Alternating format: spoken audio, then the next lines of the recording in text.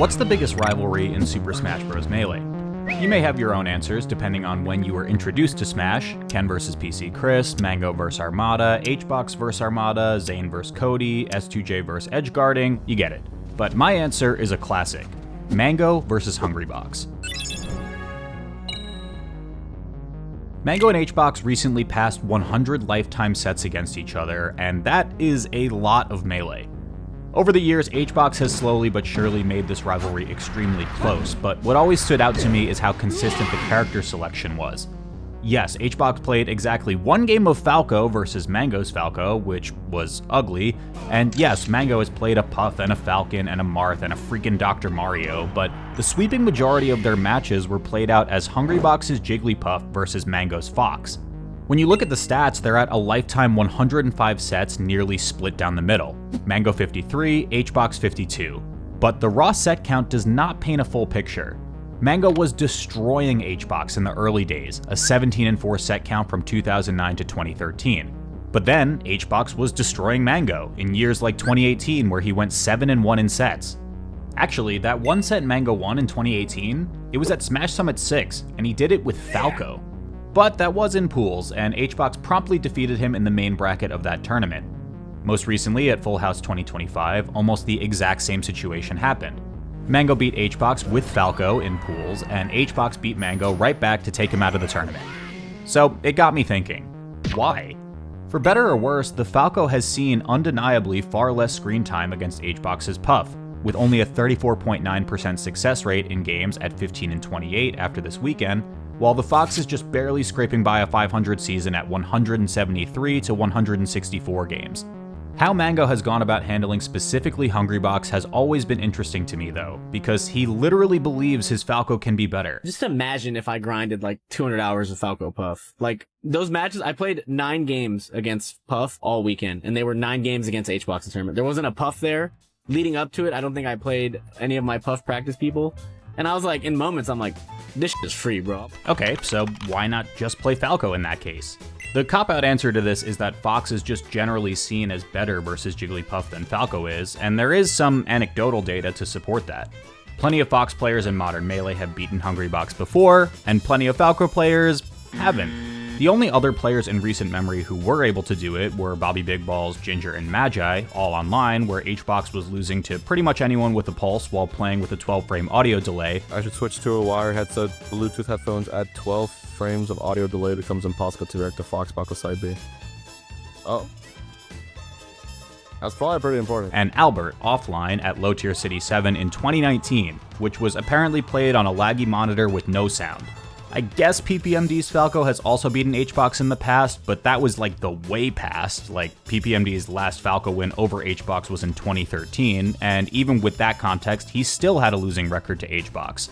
Also, just for the sake of completion, Amsa decided to try a Falco at GOML 2023 that one time for whatever reason, which completely flashbanged me. HBox just looked confused at something. What? The point I'm trying to get at is, while there may not be a super high volume of Falco versus HBox matches, to top players it might have felt so completely lopsided that most of them never even bothered to give it a shot when the Fox is sitting right there.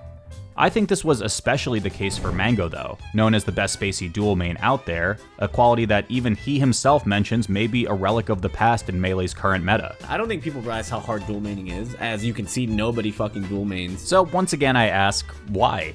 What changed? Did anything change? I think knowing Mango, he probably just decided he wanted to play Falco for the tournament, but today I want to break down both of Mango's winning Falco sets, from Summit 6 in 2018 and from Full House 2025. To see exactly how he and Hungrybox have adapted to each other, how the meta may or may not have shifted to put Falco back on the table, and how a matchup perhaps seldom played at the highest level has changed over the last 7 years. Buckle up, and if you like this type of content, leave a comment to let me know, and make sure you subscribe so you don't miss any of it. I know subscribe asks are annoying, but they really do work, and it's the best way to let me know my content is worthwhile for you guys. Also, I really hate doing this after asking you guys to subscribe, but this is the only place I can put an ad, so sorry, just deal with it. Please don't leave. Thank you to my good friends at Into the AM for sponsoring today's video. I'm sure you guys already know the deal by now, but Into the AM is really dope.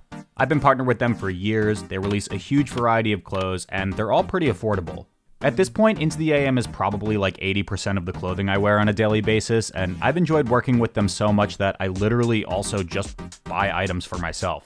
Fortunately for you, if you're interested in grabbing some new products, from May 16th to June 1st, you can join their Memorial Day sale with products 25 to 70% off, which is practically free. Plus, if you use my promo code WALT at checkout or go to intotheam.com/WALT, you'll get an additional 10% off at checkout, which is practically even more free.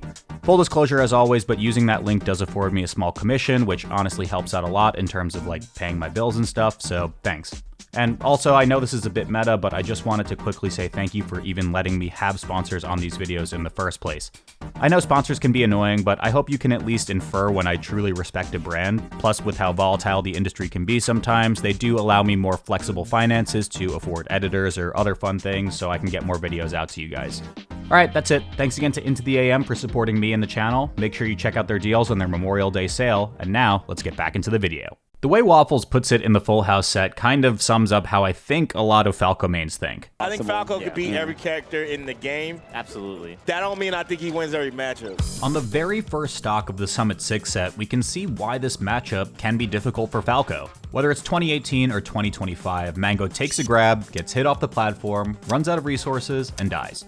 That is truly the Falco classic, but on the flip side, we can see that while Falco may appear to have less reliable confirms than, say, Fox's up throw up air, he can utilize platform stages and his ridiculous full jump height to great effect. Immediately, Mango gets a shine. It looks like there's no follow-up except maybe an aerial, but nope, second shine gets an off-the-top KO before he takes any damage on his next stock.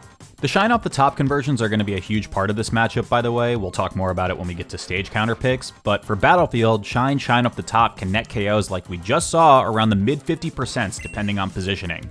So now the big question for Falco becomes, well, if we're getting shine off the top KOs, how do we build up enough damage to confirm into it? Shine at early ranges can lead to multi-hits like forward air for huge damage, aerial to up tilt or just raw up tilt to clip the drift in starts a lot of damage. Lasers can control the space and tack on incremental percent, but the real answer here is down air. Dare is just a complete menace in this matchup, and in the Full House set you can hear Waff going on multiple tangents about how good it is, for very good reason. It knocks Puff down pretty early, which as it turns out, keeping the balloon Pokemon on the ground is actually ridiculously good. Even Waff himself says he thinks the matchup shifts to like 90-10 when Puff is stuck on the ground, and that makes a lot of sense. Dare knockdown can often lead to multiple dares, which can get them to that death percent with shine off the top, a raw back air, or a pillar combo. This was something I thought Bobby Big Balls actually did quite well versus Hungrybox, despite not winning an offline set against him. Platforms felt like a crazy good asset in this matchup because they allow for so many expansions to Falco's already ridiculous vertical movement. You can full jump to every top platform on triplats, you can land on side platforms with pressure or mix-ups, and one of the more important notes from watching other Falcos play Puffs, those dare to ground the Puff become even better when you get them on a platform, because there's just less room to move. Dare tech chase into another dare on platforms is just gross, and even if your opponent plays defense correctly, you can usually get another follow-up hit for extra damage. Typically, because Falco doesn't have a lot of guaranteed follow-ups, he'll need to find one or two openings in order to get Jigglypuff into an acceptable range for things like shine off the top, or a pillar, or a dare to dare. The fortunate thing about Falco over Fox in this matchup, though, is he can worry a little bit less about taking Puff out of range, since even though there are some setups that can kill stupidly early, certain tools don't get any less effective at doing so at higher percents. For example, a big thing you'll hear commentators talk about in Fox Puff is how game plans shift based on certain percent ranges. When Fox takes Puff out of up throw up air percent, you may see more lasers or just straight aerials so they can try to win the stock with a singular KO move or like weak hit nair into up smash. Okay, so that wasn't exactly true, please don't be mad. There are a lot of mid-percent ranges where things like Falco Pillars do work on Puff, which become less true at high percents because you just can't hit her with a follow-up move. Even in the first game of the Full House set, we see Mango confirm dare to down tilt KO thanks to a mistech from HBox, which he could have lived at that percent by the way. But the reason I say Falcos may not have to worry as much about optimizing KO ranges is because of his other big tool in this matchup, back air. Zoo points out in the Summit 6 set that he doesn't actually think Mango back airs that much, but that changed a lot in the Full House set. If Falco takes Puff out of range for a pillar or a shine, back air is your salvation. It deals 15%, it can kill Puff sub 100 by itself with favorable DI or stage positioning, it auto-cancels pretty fast, it's good to space with, it is just darn good. In both matches, we see Mango use Bear as just a get off me, a tool to establish space, and an emergency KO button when percents get dicey.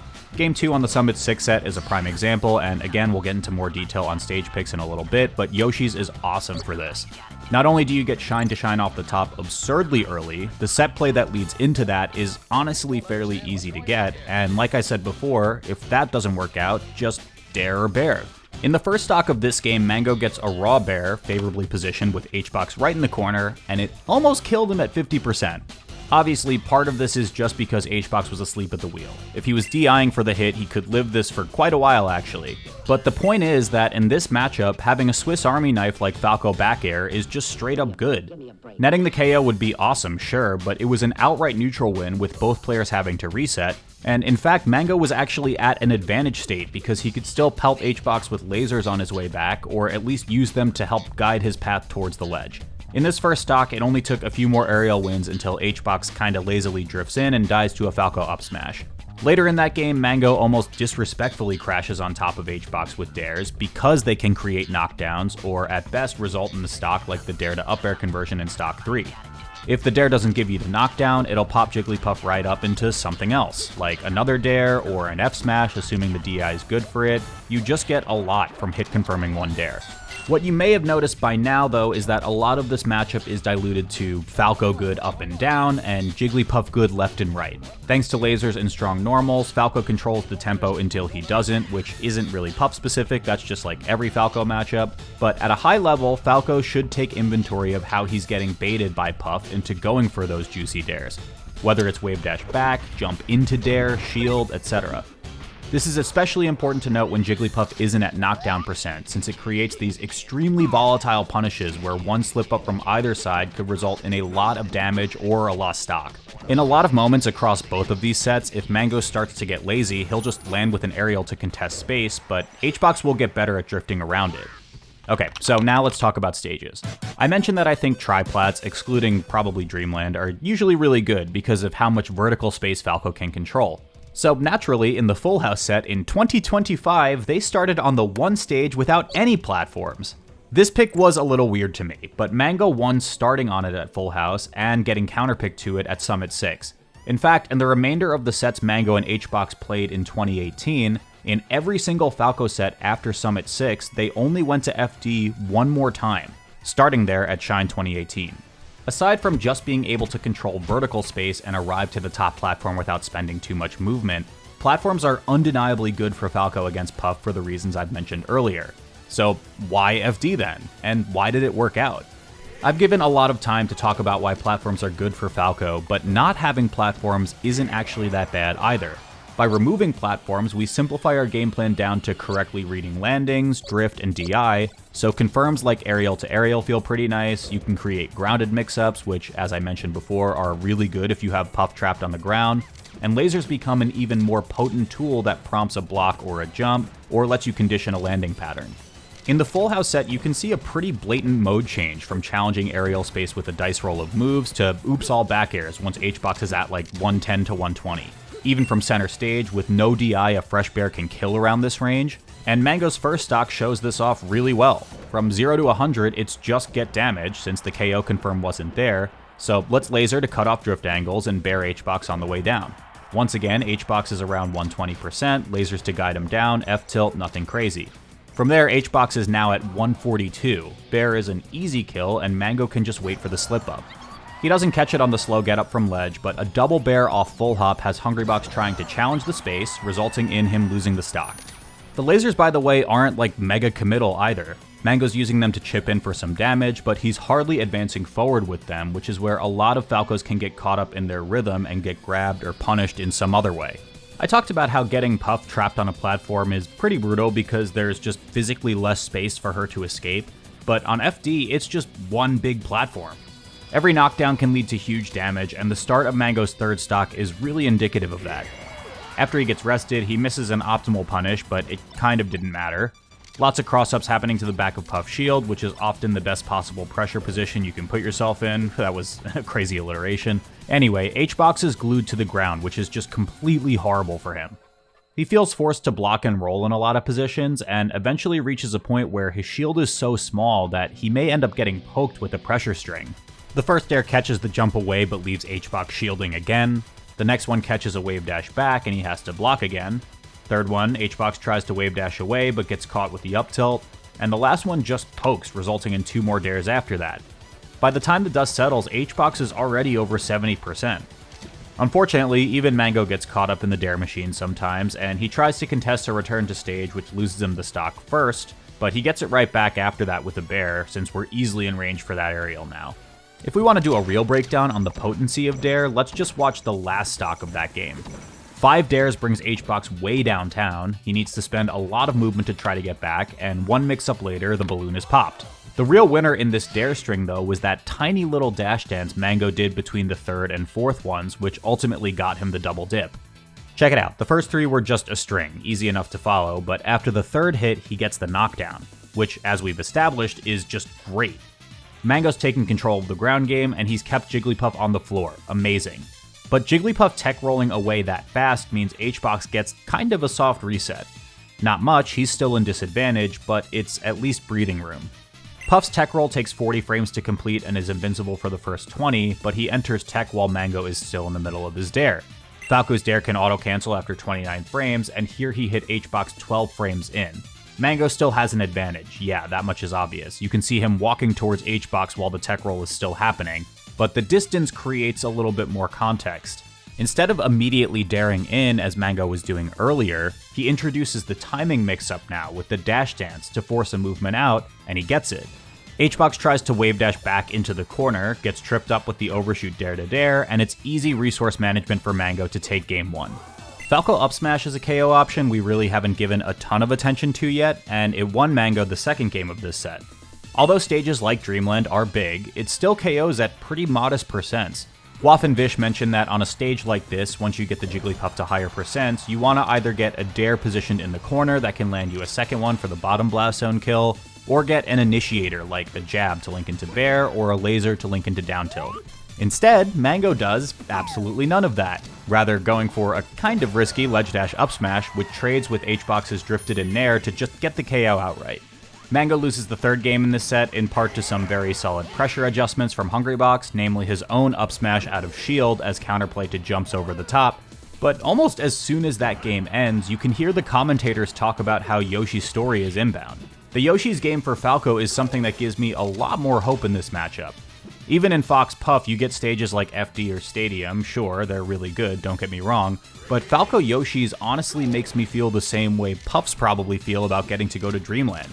It's such a strong stage pick where you can almost always assume it's coming every single time, because it's just that good on paper.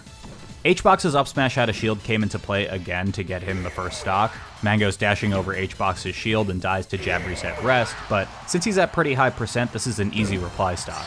And it honestly might have been a little bit safer here to go for down tilt, which would still KO at this percent and not allow for any wacky OMS tech shenanigans that Waff brings up, but hey, a stock's a stock.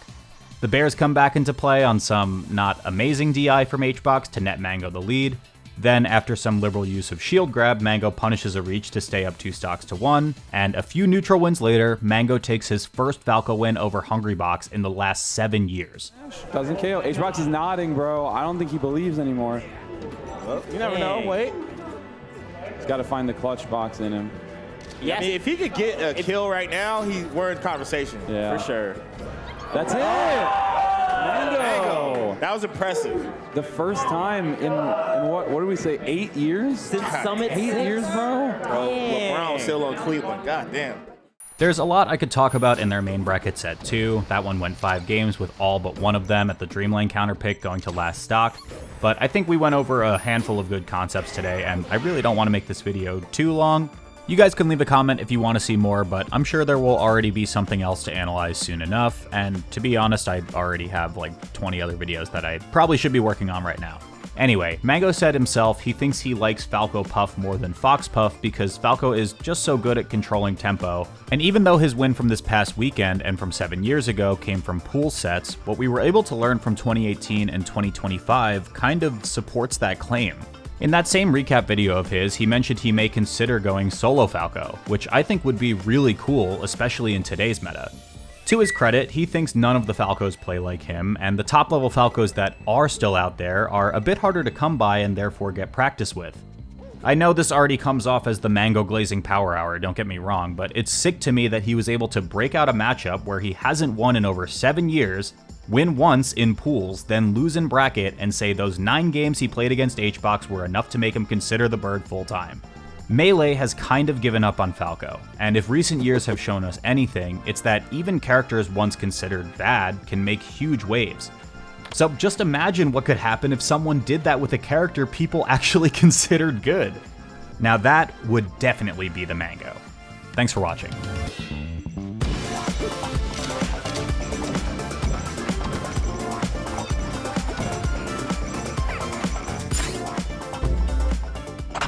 Thank you to all of my patrons for making this a financial possibility in the first place. I really appreciate that a lot. Turns out editing takes a long time. I've been working on a big project for the last 6 months in the background, so I apologize for being slow on all this, but we will be back so soon with a lot more regular content, and I appreciate you guys for just sticking with me through the journey. It's just been crazy to see where we've come here, so looking forward to the next one. Talk to you guys soon.